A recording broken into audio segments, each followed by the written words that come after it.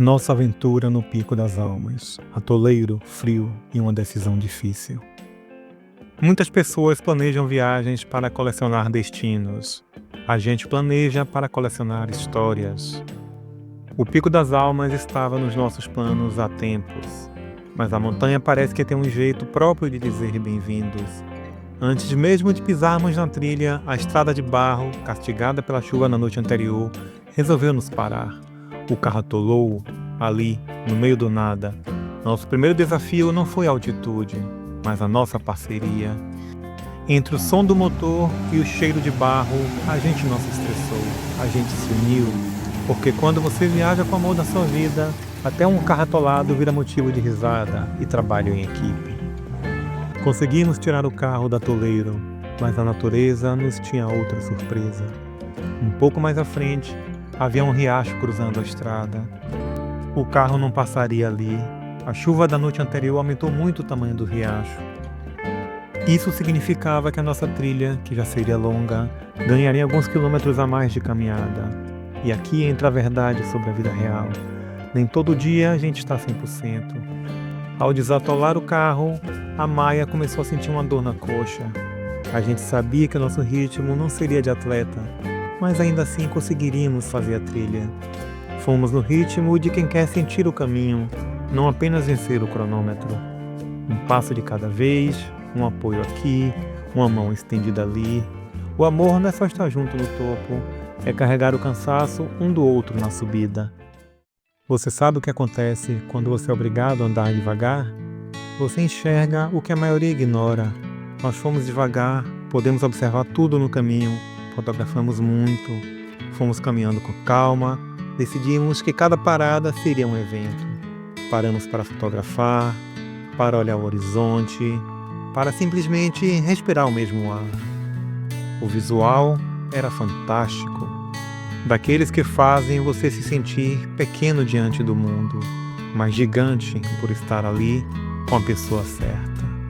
Essas fotos que vocês estão vendo não são apenas registros de um lugar, são registros de um momento que o tempo parou para a gente. Depois de muita caminhada, chegamos à base do último trecho. Era uma escalameada. O topo estava logo ali, quase dava para tocar, mas o sol também estava nos avisando que o dia estava se encerrando. Fizemos as contas. Se subíssemos agora, o topo seria nosso por alguns minutos, mas a descida seria perigosa, no escuro total. Aquele trecho era um trecho técnico de pedra. Foi um momento de silêncio entre nós. Olhamos um para o outro, entendemos tudo. A gente não precisava provar nada para a montanha. Nossa vitória não era o cume, era nossa segurança e o nosso bem-estar. Decidimos então abortar a subida do trecho final. Quer saber? Não houve frustração. Houve um abraço de quem sabe que o melhor lugar do mundo é onde se está com o outro e se está seguro. A descida foi uma experiência à parte. O mundo se resumia àqueles 2 pequenos círculos de luz das nossas lanternas. Aquelas lanternas que a gente sempre carrega, sempre temos elas por precaução, se tornaram hoje as nossas melhores amigas. O silêncio da noite é absoluto na montanha. O frio apertou tanto que cada vez que a gente falava ou simplesmente respirava, o hálito virava nuvenzinha branca desaparecendo no ar gelado. Era poético.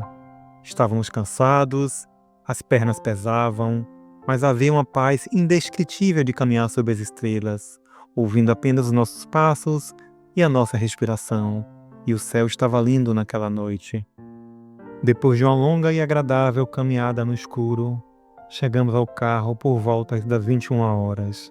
Estávamos exaustos, ainda um pouco sujos de lama do início do dia, mas com a alma lavada. Não pisamos no ponto mais alto daquela montanha, mas subimos degraus enormes na nossa história. Aprendemos a respeitar o tempo, a respeitar o corpo e, acima de tudo, a respeitar a decisão um do outro. O Stofficta hoje não nos traz um troféu de topo da montanha, nos traz um relato de amor e maturidade. Porque a aventura de verdade não termina no destino, ela continua em cada passo que a gente dá juntos. Nos vemos na nossa próxima aventura.